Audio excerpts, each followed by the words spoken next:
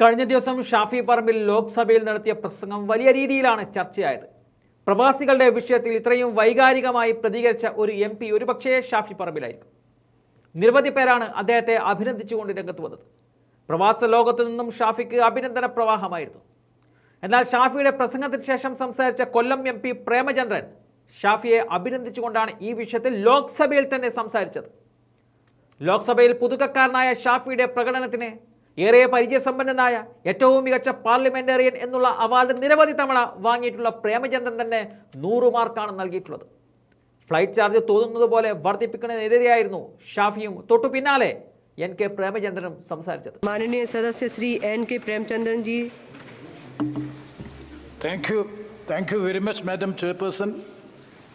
First of all, I take this opportunity to congratulate the first-time member in Parliamentary Shafi Parambil from my state in moving such a private member resolution, and he has narrated the situation in a best way, for which I extend my hearty congratulations to Mr. Shafi Parambil. Madam Chairperson, this is one of the very important, sensitive issue as far as the state of Kerala is concerned. That is why he was so emotional in presenting the issue before this House. 3 million people are working in the Middle East countries, in the Gulf countries. And if we examine the social status or their economic background of these people, 90% or 90 to 95% of the people belongs to the lower strata or the middle strata. So how a person or a passenger belonging to such a family, just they are going, living abroad, in Gulf countries, living their families, everything, just for their bread and butter, they are working, they are hard working. How they are able to meet this airfare of having such, it is even coming to 1 lakh rupees for the economy class, and they have to bear that expense. So that is why he has suggested, and I fully agree with the private member resolution, it is not a demand-driven project, but it is absolutely a daylight looting of the passengers of our country. Almost all the airlines, I still remember, had a debate with Sri Arun Jaitley ji at the time of the privatization of Air India. And what they said, when the competition, that is success through competition, and fittest of the survival, that is the globalized philosophy, globalized economic philosophy. And he was at the time arguing with me that when the competition increases in the airfield, definitely in the civil aviation sector, definitely the beneficiary will be the passengers. So the entire airline sector has been now privatized. Honorable Ministry is here. And Air India is also privatized. I would like to ask a specific question to the Honorable Minister, whether you have conducted any study on the impact of the privatization of Air India. What is the improvement of the service in Air India after privatization? Kindly examine. And if you critically examine, if you are having a microscopic scrutiny of the Air India after the privatization, there is no improvement in the efficiency of service. Nothing is there. Every time we are also, last week also, I felt very much as a traveler, regular traveler in Air India. So this is the situation prevailing. That is why some things that has to be there so as to control these airlines in our country. And that is why we are saying that regarding the airfare. So the people who are living, especially in the Gulf countries, they are finding it very difficult. Suppose their immediate brother or father or anybody has died, they are not able to come and have the funerals, to witness the funeral ceremony and perform the last rites to their most beloved wife or father or mother. This is the situation prevailing. So I urge upon the Honorable Minister, kindly take it seriously, not only in the domestic sector, not only in the foreign sector, but specifically in the Gulf sector, you have a critical examination, because during the holidays, when the schools and colleges are closed during the holidays, during the Onam vacation, during the Christmas and during the Eid, in all these times they're exorbitantly increasing the rate without any reasonable cause, just only on the reason that this is demand driven, or the market forces are determining the price of the airports. So is it the result and the best result of the privatization? That is why at the time of the privatization, we from the opposition was strongly, vehemently opposing the privatization of the airline sector in the country. That has come to true. That is why on the same flight, 77,000, just now, Shafi has narrated 77,000, and after that, more than 1 lakh rupees. He has been how it could be justified. So an urgent action intervention from the Honorable Minister is required. Madam Chairperson, before 1994, the government of India having absolute control over the civil aviation, all the airlines and the price airfare discrimination, it is being done by the government of India. See, after the airlines are, at that time, their strict guidelines were there, norms were there in fixing the airfare.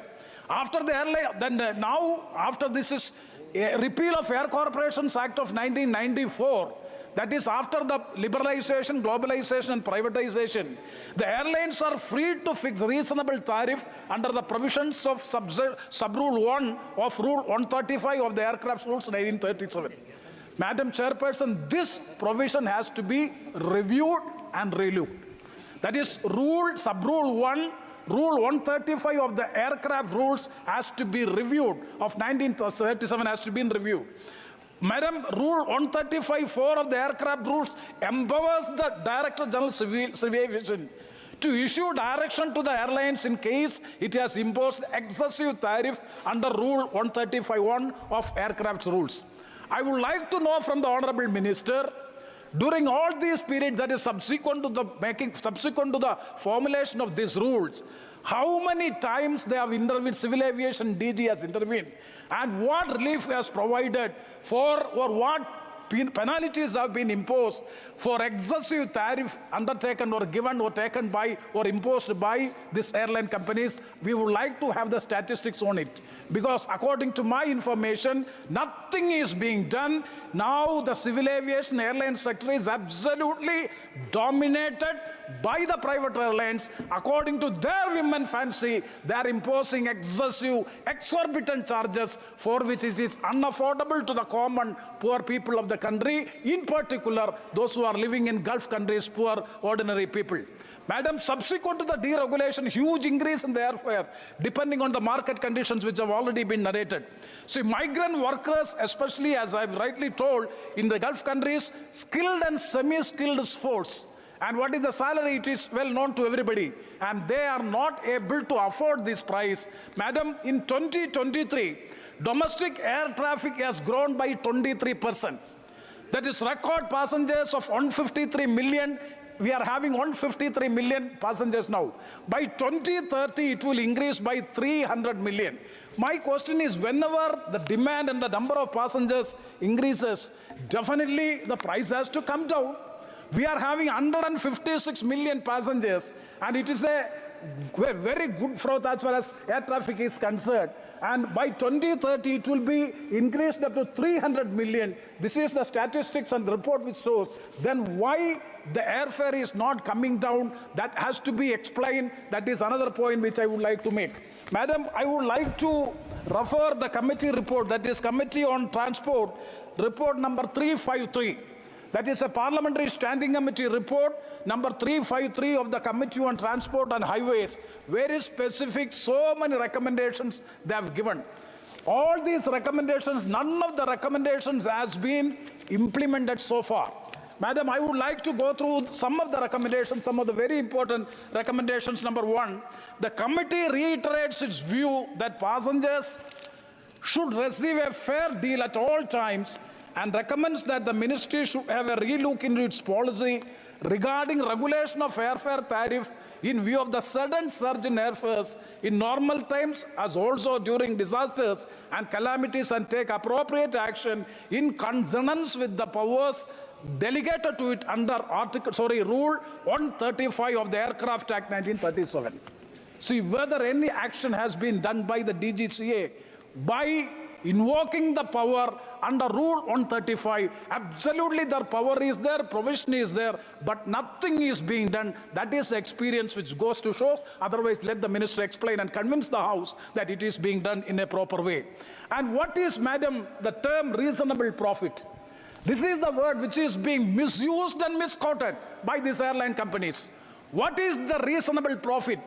Who is determining the reasonable profit? Madam, the committee further says, the committee is of the opinion that the term reasonable profit should be clearly defined in the rules, taking into account various financial and operational factors, as it is the most significant aspect for controlling surge in airfares which affects the common man. Sir, what else is required? This is the standing committee on public, this is a standing committee on transport, and specific recommendation has been given to the government that the reasonable profit, the term reasonable profit, is being misused by the airlines in the country. That has to be reviewed, relooked, and it should be in accordance with this affordable to the common man. That is the recommendation of the Standing Committee on Transport. What action did the government take on the recommendation of this committee, Parliamentary Standing Committee? So further the committee says, so many recommendations I am not going to all. And further the committee recommends that the ministry in consultation with the airlines should devise a mechanism or a formula so that the concept of reasonable profit as provided explicitly in Rule 135, one of the aircraft rules 1937, is adhered to. That has already been explained. I am not going to the details. And further, further, madam, the committee also recommends setting up of a grievance redressal mechanism to deal with such complaints. Shafi Parambil's private member resolution, a specific demand is to have a separate quasi-judicial mechanism so as to look into the airfare, whether it is excessive, whether it is reasonable, just, genuine. That has to be looked into, for which a quasi-judicial mechanism has to be provided. Though the quasi-judicial word is not being used by the Parliamentary Standing Committee on Transport, they have recommended that setting up of a grievance redressal mechanism to deal with such complaints, and also recommends that the ministry may ensure the proper implementation of the existing rules under Rule 135 of the Aircraft Rule 1937, which is the national law in India for fixing of reasonable airfares by the airlines for the benefit of the passengers. Madam Chairperson, further the committee, and correctly in the resolution it is clearly mentioned, to devise a suitable monitoring mechanism to keep a check on the sudden surge in prices during the festive seasons or holidays or natural calamities, as it has a negative impact on tourism. Madam, our state, Kerala, is mainly depending on one of the major revenue income is, or the income is out of the tourism. It is well known, it is being described as the God's own country. So it's what is happening during the tourism season, as well as the vacation season, and also in some festive seasons. In all these times, it is being exorbitant rate is being imposed, and the committee is very specific that a suitable monitoring mechanism has to be put in so as to check the sudden surge in the prices during the festive season. Yes, madam. Yes, ma'am. I'm concluding. So 1 or 2 minutes, I will conclude. And further that ERA, in consultation with the various stakeholders, may look into the feasibility of reducing the various components of airfare, which may result in decrease in airfares. Madam Chairperson, I would like to draw the attention of the Honourable Minister. Not only the airlines, the government has to do a lot of things in this, because regarding the tax on the air fuel, and also regarding so many other issues also, just now Dushanji has told about it.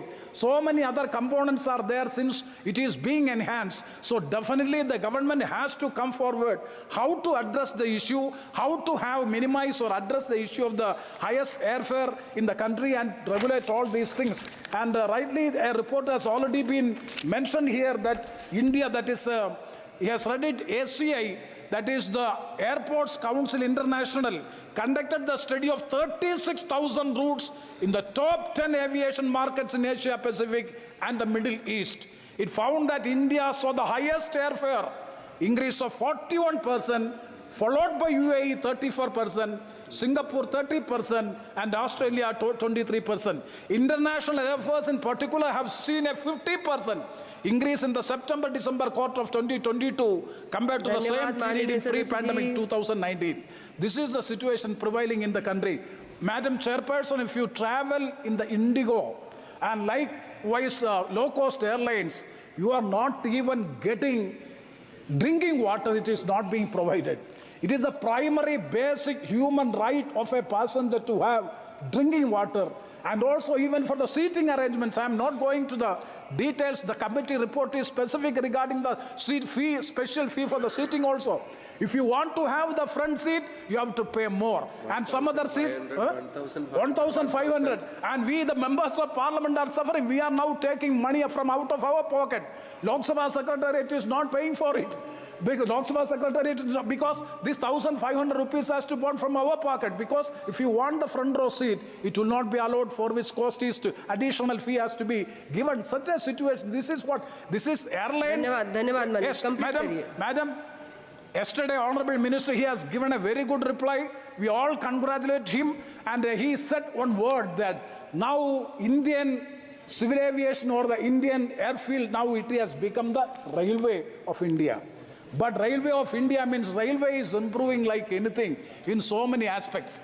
Even the railway stations and so many other Vande Bharat train. So I would like to urge upon you, please have a special look on this airfare matter and to have some legislative amendments. We will fully support the government to have some, and the government should have some definite and specific role in controlling the airfare, and that has to be looked into. In particular, once again, I would like to suggest you have to examine it as a special case of the Middle East countries where the common poor people are traveling day to day or for their job and for their bread and butter. With these words, once again, I fully support the private member resolution moved by my learned brother friend Sri Shafi Parambil as a private member resolution. That is the first private member resolution of the 18th Lok Sabha. I urge upon all the members of the House and also to the government, please pass this resolution since it is having an unanimity among the House. With these words, I conclude. Thank you very much.